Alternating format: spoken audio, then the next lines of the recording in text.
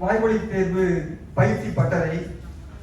இந்த அங்கத்தை வழங்குபவர்கள் அறிவன் மகேஸ்வரி குடும்பத்தினர். அறிவன் தகுதியால் சிறப்பு தகுதி கணிதவியல் பட்டதாரி மற்றும் பட்டய கணக்கர், அதாவது BSc maths gold medalist, chartered account. நிதித்துறையில் மென்பொருள் துறை ஆலோசகர், பயிற்றுவிப்பாளர், முதலீட்டாளர், தமிழ் மொழி ஆர்வலர், எழுத்தாளர், பேச்சாளர் மற்றும் கவி ஆர்வலர். வரலாறு முக்கியம், இந்திய அரசியல், உயிருக்கு நேர் போன்ற நூல்களின் ஆசிரியர். வரலாறு முக்கியம் எனும் நூல் நமது சிங்கை நூல் நிலையத்தின் கிளைகளில் வாசிக்க கிடைக்கிறது. அந்த புத்தகத்துல நீங்க எழுத்தாளர் பெயரா முருகு தமிழ் அறிவன் அப்படின்னு பார்க்கலாம். இதற்கு அப்புறமாக நீங்க பொதுவா நூலகத்துக்கு போய் வாசிக்கிற பழக்கம் உள்ளவராக இருந்தீங்கன்னா இந்த புத்தகத்தை பார்த்திருக்கலாம். நீங்க இந்த புத்தகம் சிங்கப்பூர் நூலகங்கள்ல வாசிக்க கிடைக்கிறது. நன்றி. மகேஸ்வரி அவர்கள் நுட்ப பொறியாளர் மற்றும் நிதித்துறையில் முதுகலை மேலாண்மை பட்டதாரி, பிஇ எம்பிஏ ஃபைனான்ஸ் மற்றும் பயிற்றுவிப்பாளர்.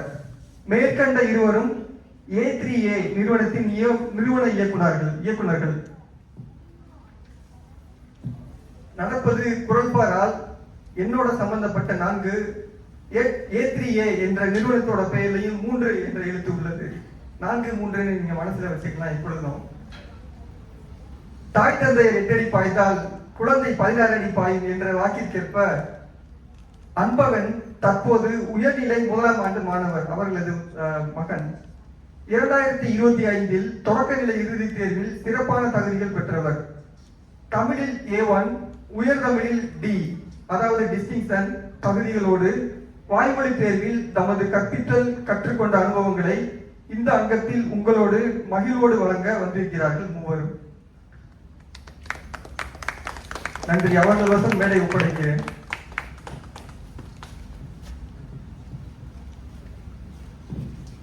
நன்றி சூரியகுமார். நன்றி நன்றி நண்பர்களே. இப்பொழுது நம்ம அந்த அங்கத்தை ஆரம்பிக்க போறோம்.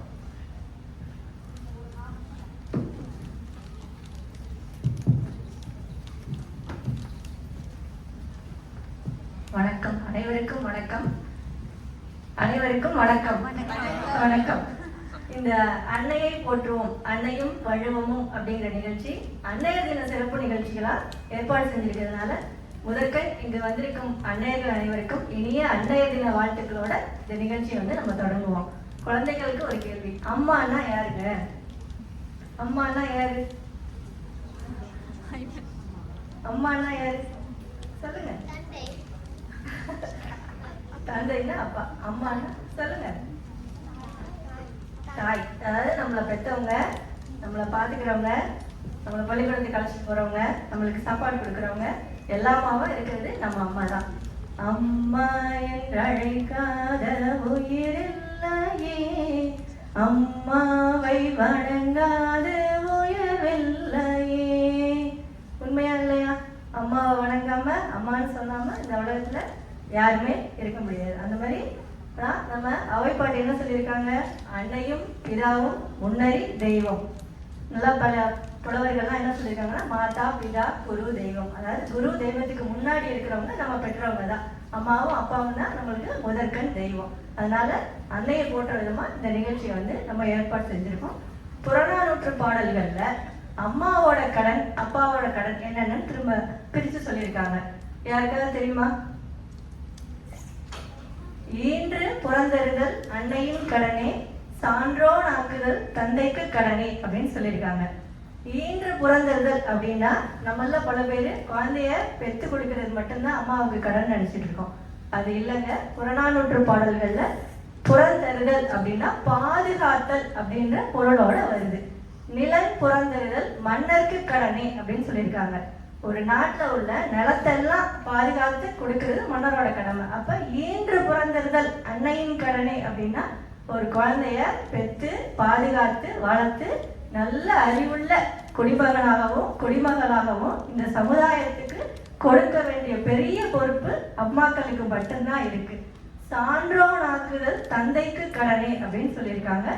ஒரு நல்ல அறிவில் சிறந்த சான்றோனா ஒரு குழந்தையை உருவாக்குறது அப்பாவோட பொறுப்பு அப்படின்னு சொல்லியிருக்காங்க. ஆனா இன்றைய கால சூழல்ல அது நடக்க முடியுதா? இல்ல. அப்பாவுக்கு வந்து பொருள் சம்பாதிக்கிறதுக்கான தேவைகள் அதிகமாக இருக்கிறதுனால சான்றோடாக்குதல்ங்கிற கடமையும் அம்மாக்களாகிய நாமளே எடுத்துக்க வேண்டிய கட்டாய சூழ்நிலை ஏற்பட்டிருக்கு. எப்படின்னு கேக்குறீங்களா? ஒரு குழந்தை பிறந்து பேச ஆரம்பிக்கும் போது அப்பா அம்மா தாத்தா பாட்டி சொல்லி கொடுக்க ஆரம்பிச்சதுல இருந்து அந்த குழந்தைய நர்சரிக்கு கூட்டிட்டு போய் அந்த குழந்தையோட உட்காந்து The wheels on the bus go round and round பாட்டு பாடி K1 K2 கூட்டு போகும்போது ABCD சொல்லி தந்து 1 2 3 ஆனா வண்ணா எல்லாம் சொல்லி கொடுத்து P1 P2 போகும்போது 2 1s are 2 2 2s are 4 2 3s are 6 சொல்லி கொடுத்து vowel சொல்லி கொடுத்து phonics சொல்லி கொடுத்து P3 P4 போகும்போது ஆஹா சயின்ஸ் வந்துருச்சு சர்க்குலேட்டரி சிஸ்டம் படி ரெஸ்பிரேட்டரி சிஸ்டம் படி அது படின்னு சொல்லி கொடுத்து P5 P6 வந்துருச்சுன்னா வேலைக்கே போய்கிட்டு இருந்த அம்மாவா இருந்தாலும் என்ன பண்றாங்க? வேலையை விட்டுட்டு ஒரு குழந்தையோட உட்கார்ந்து நாள் பூரா அந்த குழந்தைக்கு சொல்லி கொடுத்து அதை நல்ல சான்றவனாக்குதல் அம்மாவோட கடனா மாறிடுச்சு. அப்பாக்களுக்கு நேரம் இல்லாத காரணத்தால அதை நம்மளே எடுத்துக்கிட்டோம். இதுக்கு ஒரு நல்ல குறள் ஒண்ணு இருக்கு. வள்ளுவர் என்ன சொல்லியிருக்காரு? இப்ப சொன்னாங்க, குழலினிது யாரினிது எம்பர் தம்மக்கள் மழலை சொல் கேளாதவன் சொல்லியிருக்காங்க.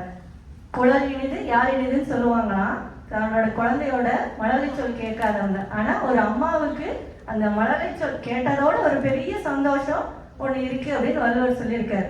யாருக்காவது அந்த குறள் தெரியுமா? சொல்லுங்க. ஒரு அம்மாவுக்கு மிகப்பெரிய சந்தோஷம் கொடுக்கிற பொழுது என்ன அப்படின்னு வள்ளுவர் சொல்லியிருக்காரு. ஈன்ற பொழுதில் வெரி குட். அதான் ஈன்ற பொழுதில் பெரிதுவக்கும் தன்மகனை சான்றோன் என கேட்ட தாய். ஒரு குழந்தைய பெத்தெடுக்கும் போது அந்த அம்மாவுக்கு கிடைக்கிற சந்தோஷத்தை விட அந்த குழந்தை அறிவில் சிறந்த சான்றோன் அப்படின்னு 4 பேர் சொல்லும் போது அதை கேட்கிற சந்தோஷம் அந்த அம்மாவுக்கு ரொம்ப அதிகப்படியா இருக்கும் அப்படின்னு சொல்றாங்க. நம்ம எல்லாம் இந்த வாய்மொழி தேர்வுக்கு எல்லா அம்மாக்களும் எதுக்கு கூட்டி வந்திருக்கீங்க? தொடக்க நிலை இறுதியாண்டு தேர்வுல தம் மகன் நல்ல மதிப்பெண் பெற்று பெரிய வெற்றியாளரா வரணும் அப்படின்ற ஒரே காரணத்துக்காக தான் நம்ம எல்லாம் வந்து இங்க கூட்டிட்டு வந்திருக்கோம். சரிங்களா? இப்ப நம்ம அந்த வாய்மொழி தேர்வு பயிற்சி பற்றையும் நம்ம வந்து தொடங்குவோம். வாய்மொழி தேர்வு தேதிகள்லாம் வந்து அறிவிக்கப்பட்டாச்சு. ஆகஸ்ட் 12, 13 வாய்மொழி தேர்வு. இன்றிலிருந்து முழுமையாக 2 மாதங்கள் உங்களுக்கு வந்து டைம் இருக்கு. ஆக ஏறக்குறைய 60 நாட்கள். பயப்படவே வேண்டாம். 60 நாட்களும் தொடர்ச்சியா நீங்க ஒன்னே ஒண்ணு மட்டும் செய்யணும்னு மாணவர்கள்லாம் உறுதிமொழி எடுத்துக்கணும். என்ன உறுதிமொழின்னு சொல்லவா? இன்றிலிருந்து அவர்கள் குடும்பத்தினரிடம், அதாவது அக்கா அம்மா தாத்தா பாட்டி யாரோட வேணாலும் இருக்கலாம், அவங்கள்ட்ட தமிழ்ல மட்டும்தான் உரையாடணும் அப்படின்ற ஒரு உறுதிமொழி எடுத்துக்கிட்டீங்கன்னா வாய்மொழி தேர்வை பத்தி பயமே உங்களுக்கு வந்து தேவையே கிடையாது. ஏன்னா இன்னைக்கு பள்ளின சூழல் காரணமாக மாணவர்கள் வந்து வெளியிடங்கள்ல, அதாவது நண்பர்கள்ட்ட தமிழ்ல உரையாடுறதுக்கான வாய்ப்பு ரொம்ப குறைஞ்சு போயிடுச்சு. ஏன்னா பள்ளின மக்கள், மலையக்காரங்க இருப்பாங்க, சீன மக்கள் இருப்பாங்க, எல்லாருமே இருப்பாங்க. அதனால வெளியில போய் அவங்களுக்கு வந்து தமிழ்ல பேசுறதுக்கான வாய்ப்பு ரொம்ப குறைவு. நம்ம வீட்லயே வந்து ஆங்கிலத்திலே பேசணும்னா வாய்மொழி தேர்வு ரொம்ப கடினமாகத்தான் இருக்கும். அதனால இன்றிலிருந்து 2 மாசங்கள் வீட்டுல தமிழ்ல மட்டுமே பேசுங்க. வாய்மொழி தேர்வு ஈஸியா சுலபமா வந்து நம்ம வந்து வெற்றி கண்டறலாம். ஒரு பெரிய விஷயமே கிடையாது. அம்மாக்களோட மெயினா, ஏன்னா நாள் பூரா வந்து நிறைய நேரங்கள் வந்து அம்மாக்களோட தான் குழந்தை செலவழிக்க போறாங்க. அதனால அம்மாவிடம் தமிழ் மொழியில் பேசுங்கள். தமிழ்ல நிறைய பேசும்போது நிறைய வார்த்தைகள் வந்து உங்களுக்கு தெரியும். தமிழ் பேச பயப்படுற குழந்தைகள் ஏன் பயப்படுறாங்கன்னு ஒரு நிமிஷம் கேட்டு பாருங்க. அவங்களுக்கு வாக்கியங்கள் அமைக்கிறது தெரியாது. ஏன்? வார்த்தைகள் தெரியாது. நிறைய வார்த்தைகள் தெரியாததுனால வாக்கியங்கள் அமைக்க முடியாம தடுமாறுறாங்க. நம்ம வீட்டுல வந்து நிறைய தமிழ்ல பேசும்போது வார்த்தைகள் நிறைய கத்துக்குவாங்க. தமிழ் வார்த்தைகள். இப்ப குறிப்பா நூலகத்துக்கு கூட்டு போகணும்னா நூலகர், நூலகம், புத்தகம், இரவல், இப்படி பல வார்த்தைகளை வந்து நீங்க தமிழ்லயே சொல்லி கொடுக்கும்போது ஒரு நூலகத்தை பத்தி ஒரு ஒளிக்காட்சி வந்துச்சுன்னா அந்த குழந்தைக்கு பேசுறதுக்கு ரொம்ப எளிமையாயிடும். நம்ம வந்து தனியா வீட்டுல வந்து நூலகம் நான் சொல்லித்தரேன் கேளு, இதை கத்துக்க, இந்த வார்த்தைன்னு சொல்லும்போது அது உங்களுக்கு புரியாது. நம்ம எங்கெல்லாம் கூட்டு போறோமோ அங்கெல்லாம் அதுக்கு சம்பந்தப்பட்ட தமிழ் வார்த்தைகளை அந்த குழந்தைகளுக்கு சொல்லி கொடுக்கும்போது எளிமையாக மனதுல வந்து நம்ம பதிஞ்சுக்குவாங்க குழந்தைங்க. இப்போ வார்த்தைகள் நிறைய தெரியறதுனால வாக்கியங்கள் அமைக்கிறது ரொம்ப எளிமையா இருக்கும் அவங்களுக்கு. கஷ்டமே இருக்காது. ரொம்ப ஈஸியா வந்து 50க்கு நிறைய மதிப்பெண்கள் எடுத்து நல்லா வரலாம். இப்ப வாய்மொழி தேர்வுல மொத்தம் 50 மதிப்பெண்கள் உங்களுக்கு கொடுப்பாங்க.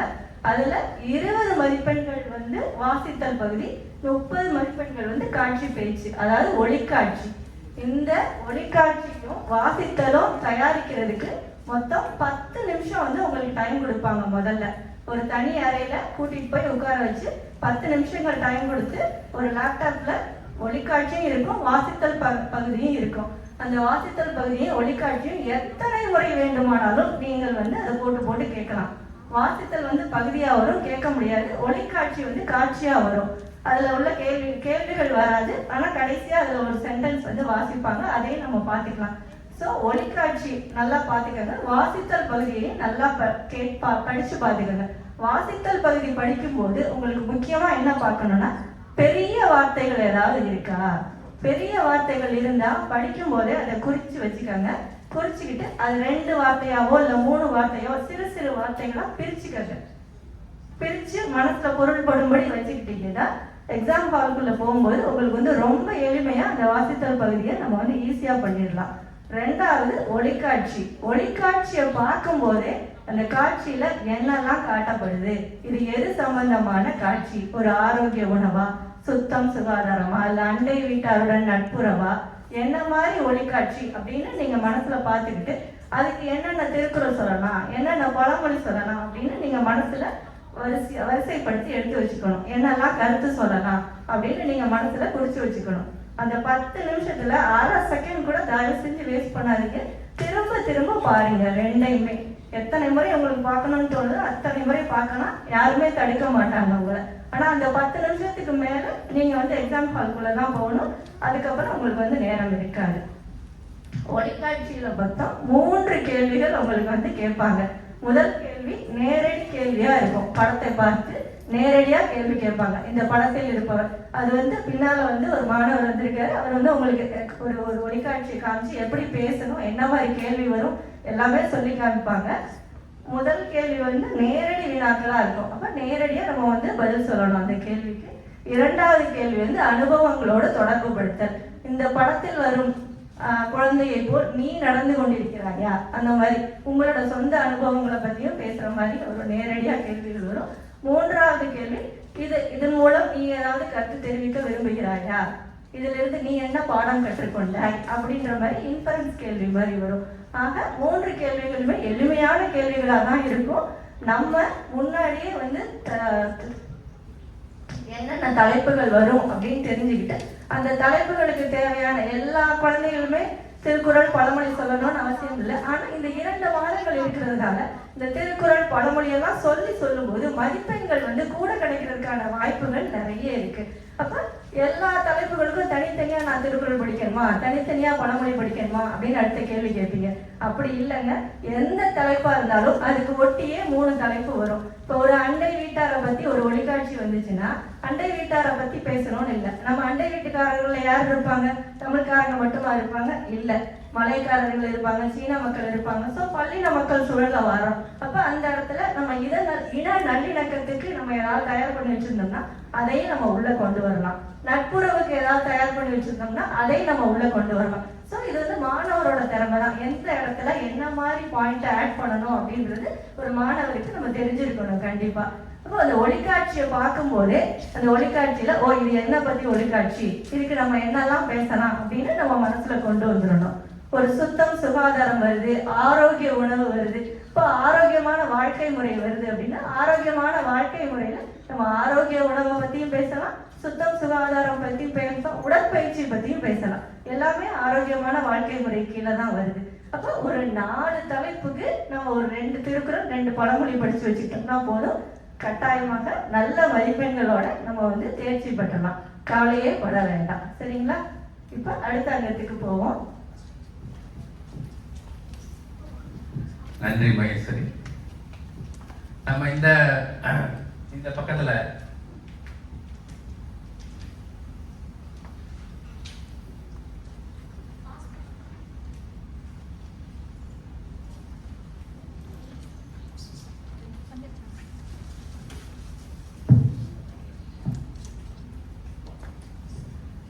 இந்த பக்கத்துல நம்ம என்ன பார்த்தோம் அப்படின்னா, முக்கியமானது நேரம். எவ்வளவு நேரம் கொடுக்குறாங்க, எவ்வளவு மதிப்பெண் கொடுக்குறாங்க, மொத்தமா நமக்கு வாய்மொழி தேர்வுக்கு எத்தனை மதிப்பெண்?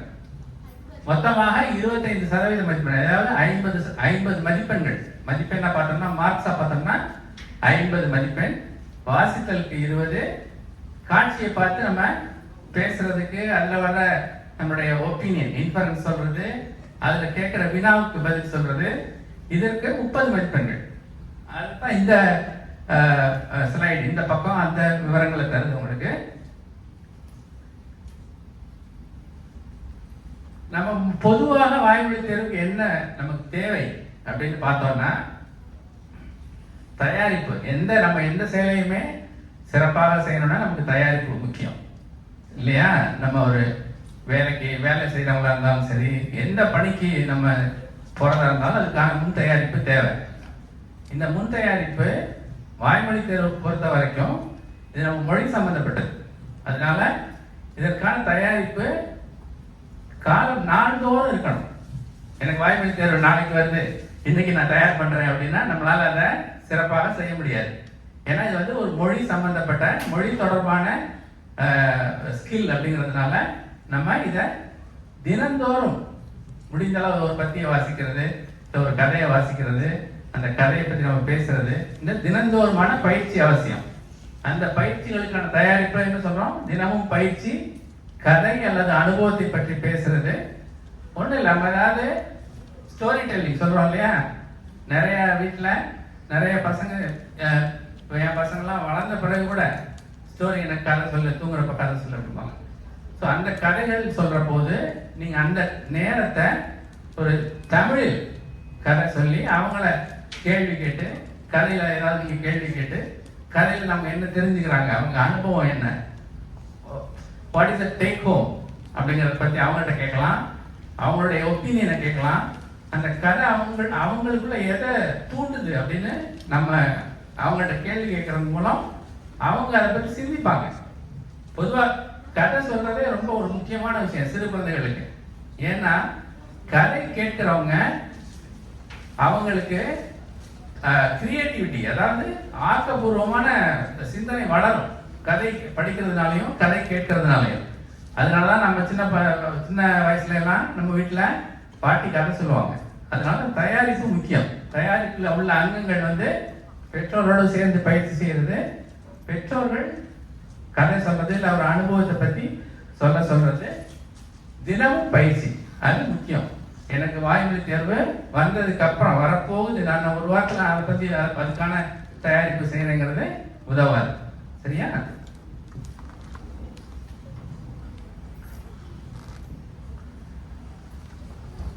அதற்கு அடுத்தது நேர மேலாண்மை.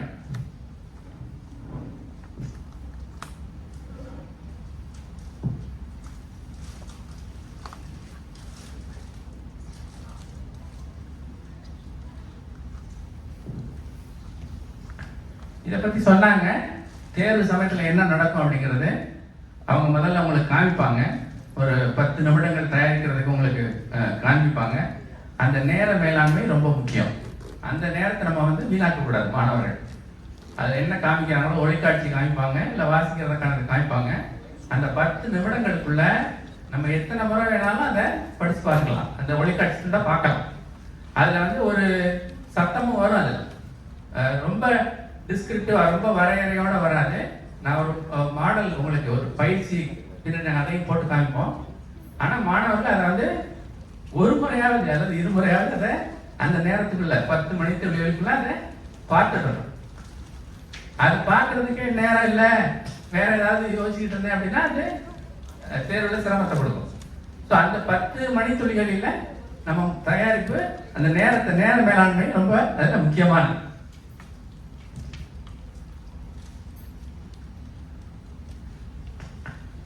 அடுத்தது பேசுறது. வாசித்தலாகவும் இருந்தாலும் சரி, அனுபவத்தை சொல்லதா இருந்தாலும் சரி, இன்ஃபரன்ஸ் சொல்லதா இருந்தாலும் சரி, அதாவது நம்முடைய கருத்து சொல்லதா இருந்தாலும் சரி, ஆசிரியர் கேட்கும் போது மாணவர்கள் தெளிவான உச்சரிப்புல பேசணும். இதுவும் ஒரு நாளில் வர்றதில்லை. இதற்கும் நம்ம சிங்கையில பொதுவாகவே அரசும் சரி அமைப்புகளும் சரி சொல்லிக்கிட்டே இருக்காங்க தமிழ்ல பேசுங்க அப்படின்னு. காரணம் பேச பேசத்தான் பழக்கம் வரும். பழகினாதான் அது எதுவுமே ஒரு அந்த ஸ்கில்ல அந்த ஒரு திறமையில நம்ம மேல்நிலை அடைய முடியும். ஒரு நிறைய எடுத்துக்காட்டுகள் சொல்லலாம். பாருங்க, நம்ம மாணவர்களே புத்தகம்னு சொல்லுங்க, புத்தகம் அப்படிம்பாங்க. ஒரு தவறான உச்சரிப்பு. தமிழ் மொழி, அதாவது ஒலிப்பிலிருந்து பிறந்த மொழி. அதனாலதான் அதை தமிழை ஒரு முதலில் தோன்றிய மொழின்னு நிறைய பேர் சொல்லுவாங்க. ஏன்னா இயல்பான ஒலிப்பிலிருந்தே தமிழ் வருது. இப்போ ஒண்ணு சின்ன எடுத்துக்காட்டு சொல்லுங்க கேளுங்க. தங்கம் அப்படிங்கிறதுல ஒரு காணா வருது. கருப்பு அப்படிங்கிறது ஒரு சொல்லு, தங்கம் அப்படிங்கிறது ஒரு சொல்லு. ரெண்டுலயுமே காணா இருக்கு. ஆனா ரெண்டுலயும் காணா ஒரே மாதிரியா ஒலிக்குது இல்லையா? அந்த வேறுபாடு நமக்கு இயல்புலே, அந்த சொல் ஒலிப்புலே அந்த வேறுபாடு வந்துருது. ஆனா மற்ற மொழிகள்ல இப்ப இந்த காணாவுக்கு 4 எழுத்து இருக்கு. இப்ப நீங்க சங்கதம் என்ற சான்ஸ்கிரிட்ல ஒரு ஹிந்தி போனீங்கன்னா க க க க 4 எழுத்து இருக்கு. அந்த 4 எழுத்தையும் 4 ஒலிப்பையும் தமிழ் ஒரே எழுத்துல கையாளுது.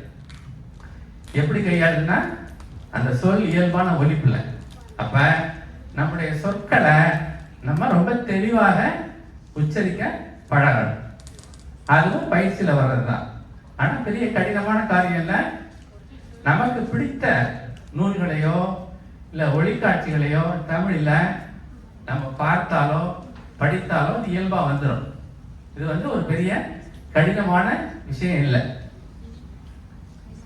இரண்டாவது, பேசும்போது தெளிவாக மெதுவாக பேசணும். சில மாணவர்கள் என்ன பேசுவாங்க, பேசுறதுல பாதி முதல் வார்த்தையும் முதல் சொல்லும் கடைசி சொல்லுமே விளங்காது. அப்படி நம்ம பேசக்கூடாது. கம்யூனிகேஷன்ங்கிறதுக்கு ஆங்கிலத்துல ஒரு டெஃபினிஷன் சொல்லுவாங்க, ரொம்ப சுருக்கமான. மேலாண்மையில இருக்கவங்களும் சரி இல்லை பணியில இருக்கவங்களும் சரி இதை அடிக்கடி சொல்லுவாங்க. வாட் இஸ் கம்யூனிகேஷன்னா 2 வார்த்தையில சொல்லுவாங்க, பி அண்டர்ஸ்டுட். ஒரு நம்ம வேலைக்கு போறோம் பணியில இருக்கவங்களுக்கு அது தெரியும். பி அண்டர்ஸ்டுட்னா என்ன? நம்ம என்ன பேசினாலும் நம்ம பேசுறது கேட்கிறவங்களுக்கு ரொம்ப தெளிவாக புரிய வேண்டும். குழந்தைகளுக்காக முக்கியமா சொல்றேன். அதனால நம்ம என்ன பேசுற போது எந்த பேச்சையும் எந்த சொல்லையும் மிக தெளிவாக உச்சரித்து பழகணும். அது தமிழ்ல முக்கியம். ஏன்னா தமிழ்ல ஒலிப்பும் ரொம்ப முக்கியமானது. அடுத்தது, பேசும்போது தன்னம்பிக்கையோட பேசணும். அதுல வாய்மொழி தேர்வுல அட்மோஸ்ட் மிஞ்சி போனா அதுல வர்றது ஒரு கதை தான், ஒரு நிகழ்வு. ஏதாவது ஒரு நிகழ்வை காமிப்பாங்க. அந்த நிகழ்வை பத்தி நம்மளுடைய கருத்தை கேட்பாங்க. அந்த நிகழ்வு நீ என்ன புரிஞ்சுக்கிட்டு கேட்பாங்க. இந்த மாதிரி நிகழ்வுல நீ இருந்தா என்ன செய்வ அப்படின்னு கேட்பாங்க. இதை நம்ம புரிஞ்சுட்டோம்னா தன்னம்பிக்கையோட பேசலாம்.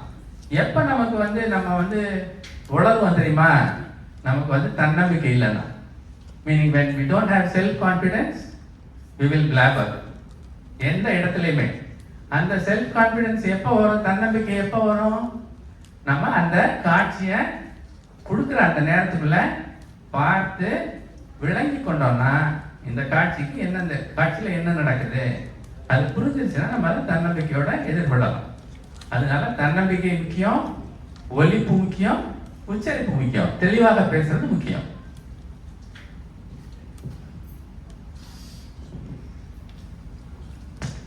அடுத்ததாக ஒரு அந்த காட்சி வருது இல்லையா? காட்சியில ஆங்கிலத்தில் சொல்லுவாங்க 5 W's. What, where, which, why, another who. So இந்த 5 W's எப்பவுமே ஞாபகம் வச்சுக்கணும். அந்த காட்சியிலையும் நம்ம ஒரு காட்சியை பார்க்குற போது அந்த காட்சியில வர்ற விஷயங்கள்லாம் எதற்காக வருது, யார் செய்யறா, ஏன் செய்யறாங்க, எதற்காக செய்யறாங்க, அந்த கேள்விகளை நம்ம ஒரு மனசுல லேசா ஒரு ஓட விட்டோம்னா நம்ம அந்த காட்சியை தெளிவா புரிஞ்சுக்கலாம். அப்ப நமக்கு தேர்வாளர் அதுல வினாவை கேட்கும் போது அந்த படக்காட்சி தொடர்பான விடையை நம்மளால தெளிவாக சொல்ல முடியும். சரியா?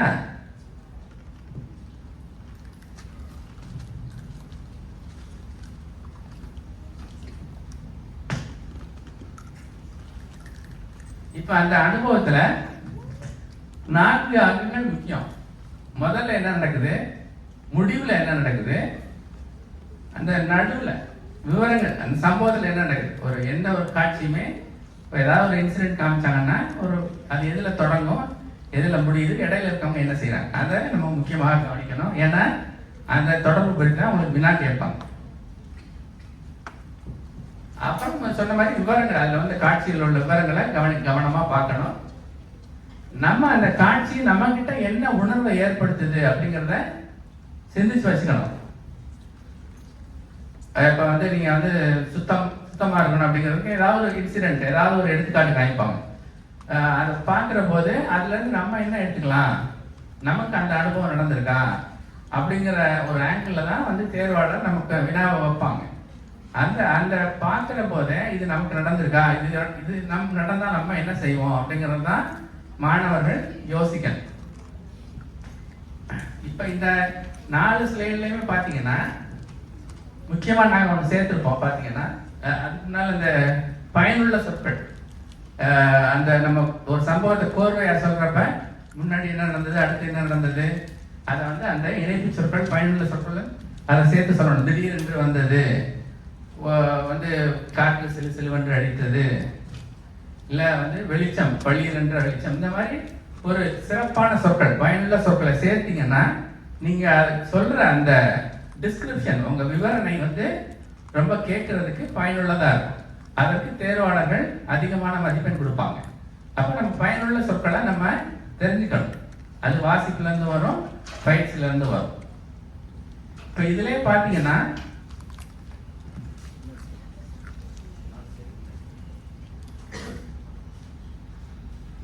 இப்ப பாத்தீங்கன்னா இந்த 4 ஸ்லைட்லயுமே பாத்தீங்கன்னா தயாரிப்பு முக்கியங்கிறது நாங்க வந்து ஒரு குறளை சேர்த்திருக்கோம். இந்த குறள் எல்லாம், இந்த குறள் படிச்சிருக்கீங்களா யாராவது? எந்த குழந்தைக்காவது தெரியுமா? பொருள், கருவி, காலம், வினை, இடனோடு 5ம் இருள் தீர எண்ணி செயல். இது வந்து வினை செயல் வகைங்கிற அதிகாரத்துல வருது. நாங்க அந்த வந்து குறள் எண் கொடுத்துருக்கோம். ஒன்றும் உங்களுக்கு தெரியலாம் பரவாயில்ல, அந்த எண்ணை மட்டும் நீங்க குறிச்சுக்கிட்டீங்கன்னா நீங்க போய் பார்க்கணும் வீட்டில் போயிட்டு. இந்த குறளுக்கு வந்து என்ன பொருள், இப்போ நான் இதில் தயாரிப்பு முக்கியம் சொல்றேன்ல, இந்த தயாரிப்பு பொருத்தமான குறள் தான். ஏன் நாங்கள் அதை சேர்த்துருக்கோம்னா, நீங்க ஒரு சம்பவத்தை பத்தி, ஒரு காட்சியை பத்தி பார்க்கிற போது, உங்க தேர்வுல காமிப்பாங்கல்ல, அந்த சம்பவத்தை பத்தி பார்க்கிற போது அதற்கு பொருத்தமான ஒரு திருக்குறள் இல்ல ஒரு பழமொழி ஏதாவது உங்களுக்கு ஞாபகம் வந்து அதை உங்களால ரீகலெக்ட் பண்ணி சொல்ல முடிஞ்சா உங்களுக்கான மதிப்பெண் கூடும். அதற்காகத்தான், அதை எடுத்துக்காட்டுறதுக்காக தான் நாங்க இந்த இந்த இப்ப இதுல வந்து இந்த குறள் சொல்லணுங்கிறது வந்து தேவையில்லை. பொதுவாக இது குறள் போல ஆள் நிகழ்ச்சி ஒண்ணு. இரண்டாவது தேர்வுக்கு இந்த மாதிரி ஒவ்வொரு சம்பவத்துக்குமே, ஒவ்வொரு நிகழ்வுக்குமே, ஒவ்வொரு கான்செப்டுக்குமே பொருத்தமான ஒரு குறளை நம்மளால தேர்ந்தெடுக்க முடியும். அதற்கு கொஞ்சம் குறள் பயிற்சி இருக்கணும். குறளுக்கு அடிக்கடி கேட்டுட்டே இருந்தோம்னா அதுக்கான பொருத்தமான குறள் நமக்கு கிடைச்சிடும். இல்ல ஒரு பழமொழி, ஏதாவது ஒரு பழமொழியோ இல்ல ஒரு திருக்குறளையோ ஒரு சொற்றொடர், தமிழ்ல இருக்கிற சொற்றொடரோ நம்ம சேர்த்தோம்னா அந்த நம்ம விவரணைக்கு, அவங்க கேட்கிறப்ப நம்ம சொல்ற பதிலுக்கு தேர்வாளரிடம் அதிக மதிப்பெண்கள் கண்டிப்பாக கிடைக்கும். அதனாலதான் நாங்க அந்த ஒரு குறளை சேர்த்துருக்கோம். வந்து பாத்தீங்கன்னா தயாரிப்புக்கு அந்த ஒரு குறள், இது வினை செயல் வகையில வருது. நேர மேலாண்மை, அதுல அந்த குறள் பாத்தீங்கன்னா, ஞாலம் கருதினும் கைகூடும், காலம் கருதி இடத்தார் செய். அதாவது நம்ம உலகத்தையே வெல்லணும்னு நினைச்சா கூட அது பாசிபிள், நமக்கு முடியும். எப்பன்னா அந்த நேரத்தையும் காலத்தையும் கருதி நம்ம அந்த முயற்சியை மேற்கொண்டா நம்மளால அதை செய்ய முடியும் அப்படிங்கிறது தான் அந்த குறள் சொல்றது. இது ஒரு நல்ல அருமையான குறள். இது குறள் போற ஆளுங்கெல்லாம் அந்த குறளுக்கான விளக்கத்தையும் நான் சொல்றேன். தெளிவாக பேசணும்னு சொன்னேன் இல்லையா, பேச்சு நமக்கு எப்பவுமே தெளிவாக பேசணும்னு சொன்னேன். இந்த குறள் ஒரு ரொம்ப அருமையான குறள். சொல்லுக சொல்லை பிரிதோர் சொல், அச்சொல்லை வெல்லும் சொல் இன்மை அறிந்து. சொல்வன்மை அதிகாரத்தில் வர்ற குறள் இது. எப்படி பேசணும் திருக்குறள் வள்ளுவர் அழகா சொல்றாரு நமக்கு. குழந்தைகளை உங்களுக்கு தான் சொல்றேன், நல்லா கவனிங்க. எப்படி நம்ம பேசணும், பேச கற்றுக்கணும்னா, நம்ம ஒரு சொல்லு சொல்கிறோம்னா அந்த சொல்லுக்கு ரீப்ளேசிங்காக அதுக்கு பதிலாக இன்னொரு சொல் அவ்வளவு எஃபெக்டிவாக நம்ம சொல்கிற சொல் அளவுக்கு கருத்தை கொண்டு போகிற மாதிரி இன்னொரு சொல்லே இல்லை அப்படிங்கிற அளவுக்கு நம்ம சொல்கிற சொல் இருக்கணும்னு சொல்கிறது. அப்படின்னா என்ன அர்த்தம்? பேசுகிற நம்ம ஒவ்வொரு சொல்லுமே ரொம்ப கருத்தான சொல், தெளிவாக பேசணும், சரியான பொருளை தருகிற சொல்லை பேசணும். திருக்குறள்லாம் ஏன் படிக்கிறோம்? அதெல்லாம் நமக்கு என்ன கிடைக்குதுன்னு யோசிச்சோம்னா இதுதான் கிடைக்குது. இப்போ இந்த இந்த இந்த திருக்குறள் நான் மாணவனாக படித்தது, நான் ஒரு 12 வயசு 13 வயசில் படித்தேன். என் மனதில் ஆழமாக தைத்த ஒரு குறள் இது. இது எல்லா இடத்துலையும் உதவும் உங்களுக்கு. தேர்வு மட்டும் இல்லை, நீங்கள் ஒரு ஒரு உங்கள் ஒரு பிஸ்னஸாக இருக்கட்டும், இல்லை உங்கள் வேலையில் இருக்கட்டும், உங்கள் மேனேஜர்கிட்ட பேசுகிறீங்க, உங்கள் கிளைண்ட்டை பேசுகிறீங்க, உங்கள் சொல் வந்து கூர்ப்படை. இந்த மாதிரி குறளுடைய கருத்துக்கள் உங்களுக்கு தெரிஞ்சா அதுதான் திருக்குறள் படிக்கிறதுடைய பயன். சொல்லுக சொல்லை பிரிதோர் சொல் அச்சொல்லை வெல்லும் சொல் இன்மை அறிந்து. அதனால தான் திருக்குறள்லாம் படிக்க சொல்கிறோம் மாணவர்களை. படிக்கிறதுக்கு கடினமாக இருந்தாலும் திருக்குறள் படிக்கிறது ரொம்ப தேவை, ரொம்ப அவசியம், ரொம்ப உங்களுக்கு உதவும் பிற்கால வாழ்க்கையில். Trust my word. நான் ஒரு 15-16 வயதுக்குள்ள ஒரு 150 குறள் படித்தேன். 8வது படிக்கிறப்ப 50 அதிகாரங்கள் படித்தேன், 500 குறள் படித்தேன். ஒரு பொழுதுபோக்கு மாதிரி திருக்குறள் படிக்க ஆரம்பிச்சீங்கன்னா அது உங்களுக்கு கண்டிப்பாக டேக் மை வேர்ட் உங்கள் வாழ்க்கை பூரா அது பயன் தரும். அதற்காக நான் அந்த பொருத்தமான திருக்குறளையும் இங்கே சேர்த்தோம். அதில்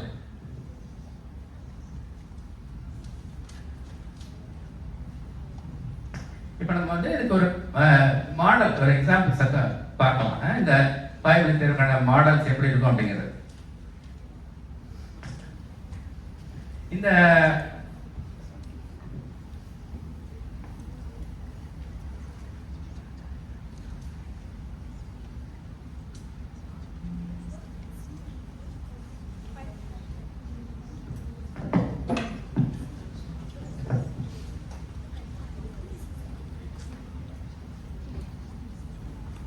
அனைவருக்கும் வணக்கம். நீங்கள் வந்து ஆரலுக்கு போகிறப்ப வாய்மொழி தேர்வு, அதாவது வாய்மொழி தேர்வுக்கு போகிறப்ப என்னோட பேரண்ட்ஸ் சொன்ன மாதிரி 10 நிமிடம் பயிற்சி இருக்கும். அப்போ நீங்கள் வந்து பயிற்சி அறை அப்படின்னு ஒரு தனி அறை வச்சுருப்பாங்க, தேர்வு அறைன்னு ஒரு தனி அறை வச்சுருப்பாங்க. நீங்கள் பயிற்சி அறைக்கு போகிறப்ப ஒரு கணினியில் உங்களோட வாசிப்பு அதாவது நீங்கள் வாசிக்க போகிற அந்த பத்தியும் உங்கள் ஒளிக்காட்சியும் இருக்கும். ஆனால் நீங்கள் வந்து முதல்ல அதை பார்க்க மாட்டீங்க. போகிறப்ப வந்து உங்களை உட்கார சொல்லுவாங்க. அதுக்கப்புறம் இப்போ உதாரணத்துக்கு இந்த வருஷம் எடுத்துக்கிட்டோம்னா 2026 தமிழ் வாய்மொழி தேர்வு அப்படின்னு இருக்கும். அதுக்கப்புறம் அவங்க வந்து டைமர் வைப்பாங்க 10 நிமிடம். அப்புறம் அவங்க டைமர் வந்து அவங்க துவங்கினதுக்கப்புறம் நீங்கள் வந்து பார்க்கலாம், எத்தனை தவணைனாலும் ஒளிக்காட்சியை போட்டு பார்க்கலாம், எத்தனை தவணைனாலும் வாசி படிக்கலாம். ஆனால் நீங்கள் வந்து ரொம்ப இப்போ ஒரு மாதிரி ரொம்ப நீங்கள் வந்து கத்தி பேசக்கூடாது. ஏன்னா அவங்க பக்கத்தில் இன்னொரு மாணவன் இருக்கான். நீங்கள் கத்தி பேசுனீங்கன்னா நீங்கள் பேச போகிறதுனா அவனுக்கு தெரியும், அப்புறம் அவனும் மதிப்பெண்கள் பெறுவான். நீங்கள் வந்து இந்த மாதிரி வாசிப்பை எத்தனை தவணைனாலும் படிக்கலாம், ஒளிக்காட்சி எத்தனை தவணைனாலும் பார்க்கலாம்.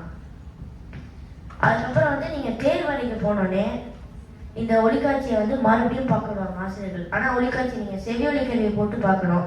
ஏன்னா சத்தம் ஏன்னா வந்து மற்ற மாணவரும் பயிற்சி செய்கிறாங்களா, அதனால சத்தமாக இருக்கக்கூடாது அப்படின்னு சொல்லி செவி ஒலிக்கருவி, அதாவது ஹெட்ஃபோன்ஸ் கொடுப்பாங்க உங்களுக்கு.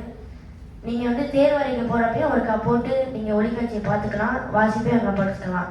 அதுக்கப்புறம் வந்து ஆசிரியர்கள் இந்த வாசிப்பை படிக்க சொல்லுவாங்க. அப்புறம் வந்து ஒளிக்காட்சி உங்கள்கிட்ட காட்டிட்டு கேள்வியெல்லாம் கேட்பாங்க, 3 கேள்வி. ஆனால் நீங்கள் தயாரிப்பில் இருக்கப்ப கேள்வி கேட்க மாட்டாங்க. அதனால நீங்கள் வந்து என்ன கேள்வி வரும்னு வந்து நீங்கள் யூகிக்கலாம், கெஸ் பண்ணலாம். இப்போ உதாரணத்துக்கு வந்து ஒரு வீடியோ உங்கள்கிட்ட காமிச்சாங்கன்னா இந்த காட்சியில் உங்களுக்கு எந்த காட்சி பிடிக்குது, இல்லைன்னா இந்த காட்சியை பற்றி விளக்கி கூறு, இல்லைன்னா இப்போ சுத்தத்தை பற்றி ஒரு வீடியோ இருந்துச்சுன்னா நீங்கள் வந்து இவங்க எப்படி சுத்தத்தை மேற்கொள்கிறாங்க நீ விளக்கி கூறு அப்படின்னு சொல்லலாம். இதுக்கு நீங்கள் வந்து பழமொழி திருக்குறள்லாம் பயன்படுத்துனீங்கன்னா அவங்களுக்கு வந்து நல்லாயிருக்கும், அவங்களோட கவனத்தை வந்து ஈர்க்கும். இப்போ உதாரணத்துக்கு நீங்கள் வந்து சுத்தத்துக்கு வந்து சுத்தம் சுகம் தரும் இந்த பழமொழி கேட்ப இந்த மாதிரிலாம் நடக்குது, இந்த மாதிரி நம்ம சுத்தத்தை மேற்கொள்ளலாம் அப்படின்னு சொன்னீங்கன்னா ஆசிரியர்களுக்கு வந்து நல்லா நீங்கள் வந்து நல்லா தமிழ் படிச்சிருக்கீங்க அப்படின்னு அவங்களுக்கு வந்து மதிப்பெண்கள் கொடுக்க வாய்ப்பு இருக்குது.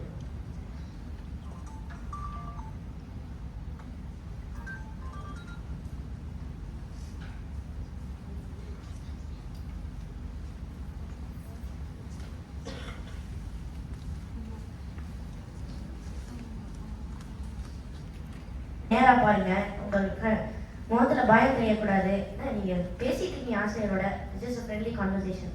அந்த மாதிரி நீங்க வந்து வாய்மொழி தேர்வு அப்படிங்கிற சொல்லி மன உளைச்சலா இல்லாம போய் நிதானமா போய் பேசுங்க. அதான் உங்களுக்கு கண்ணை நேருக்கு நேரம் பார்த்து பேசுறது ஒரு முக்கியமான அங்கம் வாய்மொழி தேர்வுல. நமக்கு தலையை குனிஞ்சுக்கிட்டு பேசினாலோ வேற பக்கம் பார்த்துட்டு பேசினாலோ அது வந்து ஒரு கான்வர்சேஷன் மாதிரி இருக்காது. அதுக்காக மதிப்பெண்கள் வந்து கண்டிப்பாக குறைக்கப்படும். அது அதனால முடிஞ்ச வரைக்கும் கண்ணை நேருக்கு நேரம் ஆசிரியர், யாராவது ஒரு ஆசிரியர் தான் வந்திருப்பாங்க, அவங்க எதோ பயன்படுத்துறாங்க, எளிமையா சிரிச்சு கொண்டு தான் பேசுவாங்க. அதனால கண்ணை நேருக்கு நேரம் பார்த்து பதில் சொல்லுங்க. அதுக்கு கண்டிப்பாக உங்களுக்கு வந்து மதிப்பெண்கள் கூட கிடைக்கும். அது வந்து மைண்ட்ல வச்சுக்கோங்க எல்லா பசங்களும்.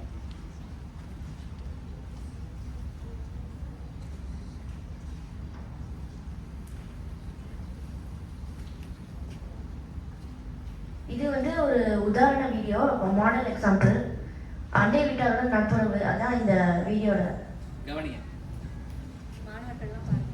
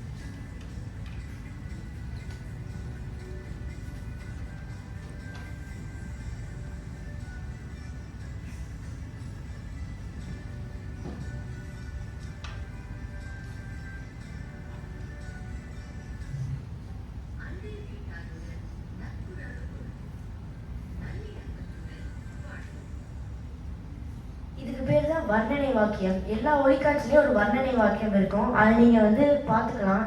ஏன்னா நீங்க வந்து அந்த வர்ணனை வாக்கியத்தை நீங்க உங்களோட கேள்வி பதில் அங்கத்துல வந்து நீங்க பதிலுக்கு இந்த வர்ணனை வாக்கியத்தை பயன்படுத்தி நீங்க சொல்லலாம்.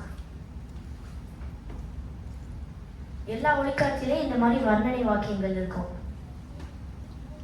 உங்களோட குறிப்புகளை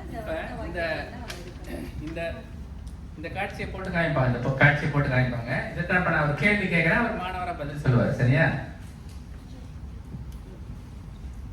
உங்களுக்கு ஏதேனும் சந்தேகம் இருந்தாலும் கேட்கலாம் எல்லாரும்.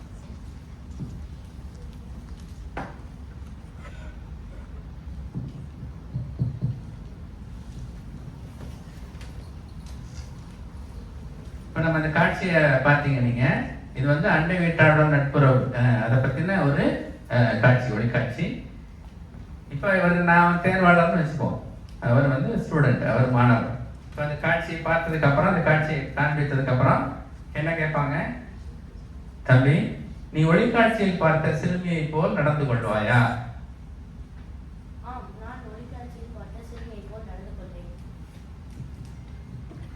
இது முதல் கேள்வி, வினா.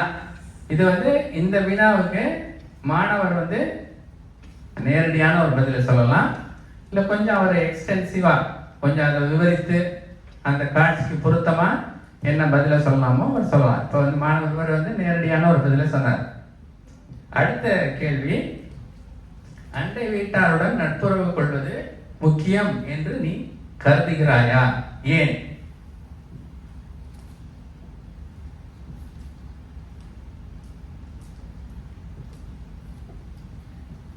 முதல் கேள்வி வந்து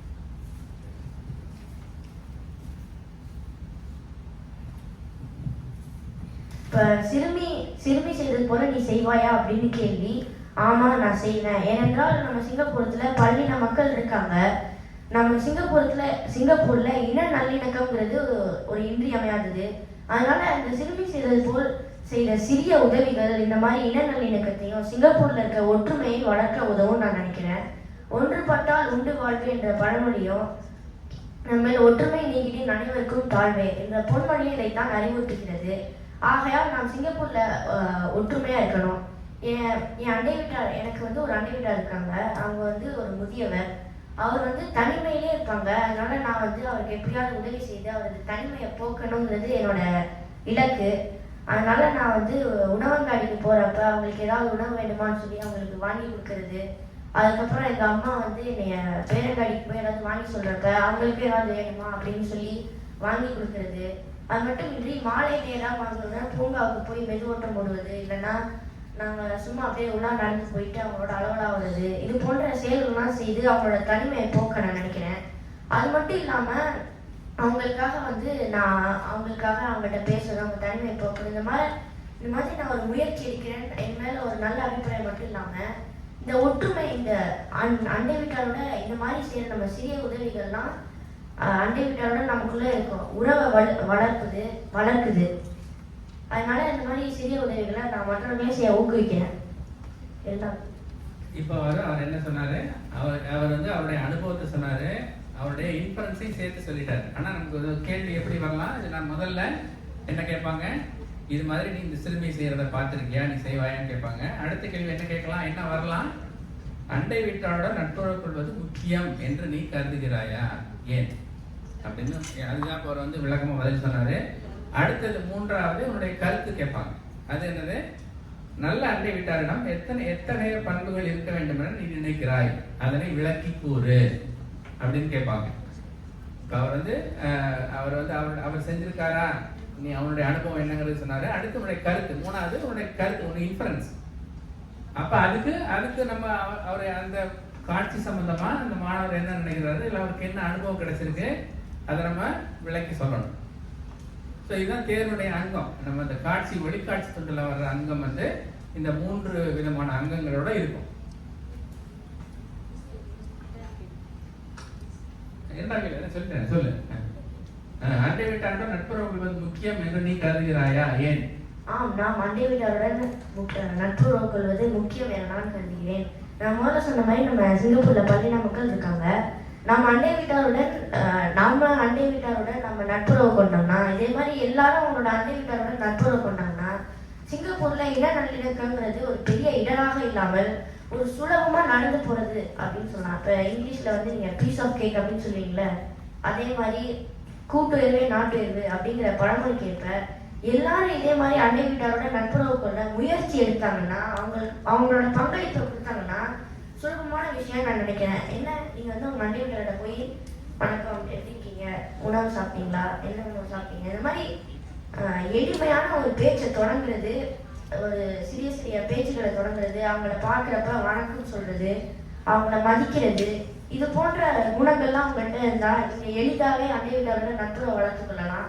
அது மட்டுமின்றி சிங்கப்பூர்ல இனநல்லிணக்கத்தை வளர்க்கறது வந்து நீங்க எளிமையாக்கலாம்.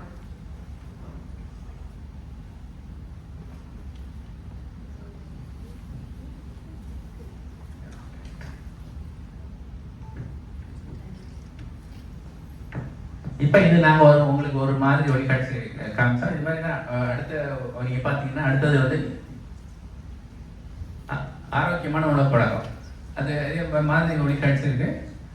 ஆனா இந்த ஒளிக்காட்சியுடைய தன்மை இது இப்படிதான் இருக்கு. ஒளிக்காட்சி என்ன காமிப்பாங்க, அதுக்கான கேள்வி, அதனுடைய இன்ஃபரன்ஸ், நீ செஞ்சிருக்கிய எக்ஸ்பீரியன்ஸோட அனுபவம், இந்த மாதிரி தான் கேள்விகள் இருக்கும். இதுல தொடர்பா மாணவர்கள் பார்த்தீங்களா, உங்களுக்கு யாருக்காவது ஏதாவது சந்தேகம் இருக்கா, ஏதாவது ஐயம் இருக்கா? நேரம் கருதி நான் அடுத்த 3 ஒளிக்காட்சி வச்சிருக்கேன். நேரம் கருதி எல்லாம் அடுத்து இன்னொரு ப்ரோக்ராம் இருக்கு. இந்த கேள்விகளுக்கு நீங்க நேரடியா இந்த சிறுமை செய்வதை போல நீ செய்வாயா அப்படின்னு ஆம் செய்வேன்னு மட்டும் முடிச்சிடாம நம்மளுடைய அனுபவங்களை சேர்த்து, எல்லா கேள்விக்குமே நம்மளோட அனுபவங்களை சேர்த்து பதில் சொல்லும்போது நம்ம பேச எடுத்துக்கொண்ட நேரம் வந்து அதிகமாகும். இப்ப நிறைய நம்ம பேசுவோம். 3 கேள்வி கேட்டு முடிச்சதுக்கு அப்புறமும் இன்னும் ஏதாவது கருத்து இருந்தா நீ சொல்ல நினைக்கிறாயா அப்படின்னு ஆசிரியர் 4ஆவதா ஒரு கேள்வி கண்டிப்பா கேட்பாங்க.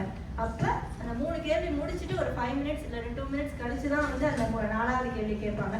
அந்த 3 கேள்வி முடிச்ச உடனே நீங்க மனசுல வேற ஏதாவது நினைச்சு வச்சிருந்தீங்கன்னா, ஒரு பழமொழியோ இல்ல திருக்குறளோ நம்ம சொல்லாம விட்டுட்டோம். இப்ப காலத்தினால் செய்த நன்றி சிறிதெனும் ஞானத்தின் மான பெரிது. அந்த சிறுமி வந்து சின்ன உதவிதான் செய்யறாங்க, ஆனா அவங்களுக்கு வந்து அது பெருசா இருக்கும்.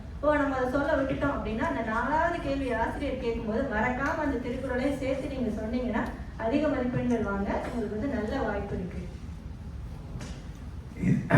அதன் பிறகு தேர்வு நாளிலிருந்து நமக்கு செய்ய வேண்டிய முக்கியமான குறிப்பு இது எல்லாருக்குமே தெரிஞ்சதுதான். இருந்தாலும் இதை கண்டிப்பாக மாணவர்கள் சொல்ல வேண்டும் அப்படிங்கிறனால இதை செய்திருக்கோம்.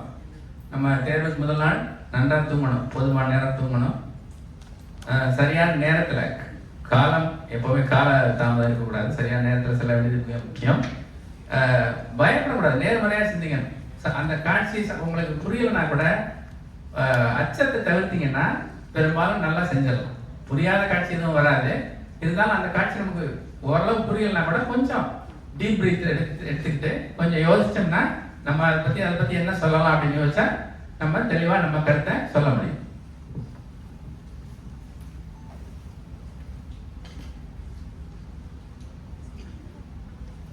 அவ்வளோதான் இந்த நிகழ்ச்சி. ரொம்ப நன்றி உங்களுடைய நேரத்தை கொடுத்ததற்கு. மாணவர்கள் தன்னம்பிக்கையோட கான்ஃபிடென்ஸாக செய்கிறதா இதில் முக்கியம். எல்லா மாணவர்களும் இந்த மாணவர்கள்லாம் இந்த வருடம் வாய்மொழி தேர்வில் ரொம்ப சிறப்பாக செய்ய எங்களுடைய வாழ்த்துக்கள்.